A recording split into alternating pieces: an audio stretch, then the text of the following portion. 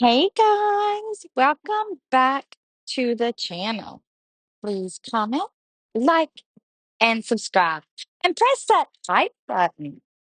So, guys, I wanted to share this little outing with you guys. It's something different than the whole Gypsy Rose thing. And I thought it would be fun to do something else and kind of show you around my city and kind of show some stuff that is going on that's not, fear mongering like the government shutdown.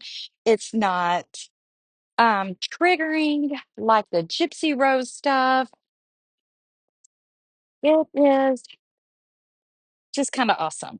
So the Tennessee Museum is Train Museum is actually restoring the Nashville, Chattanooga, and St. Louis 576, the Dixie Steam locomotive, which was built in August of 1942 by the American Locomotive Company of New York for the Nashville, Chattanooga, and St. Louis Railroad.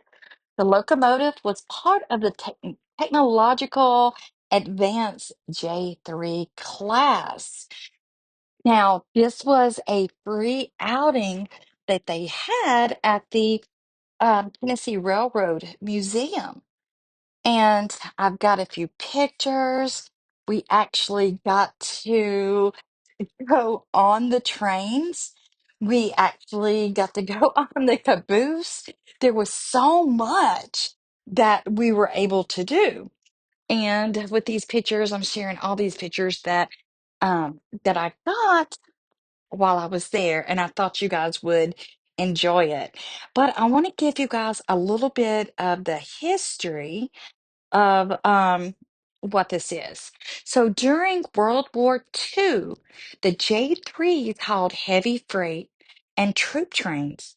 After the war, they were used in freight and passenger service until the early 1950s, when dwindling traffic and the onset of dieselization led to their retirement and scrapping by early 1952. The number 576, which they are restoring, and it will be up in 2026, guys. But the number 576, the only surviving mainline NC, North Carolina, and St. Louis steam locomotive was donated to the city of Nashville, Tennessee, and put on display at the Central Park. Now, in 2019, the number 576 was moved to the Tennessee Central Railway Museum, where it is being restored to operating condition by the Nashville Steam Preservation Society for use in excursion service on the short line Nashville and Eastern Railroad. The restoration work is expected to be completed around 2026. Now, guys, during World War II, the NC and STL found itself unable to order more diesel locomotives to handle the increased passenger traffic. Officials decided to go for steam power. They accepted a proposal by the American Locomotive Company for a streamlined 484J3 locomotive similar to the Norfolk and Western J class locomotives.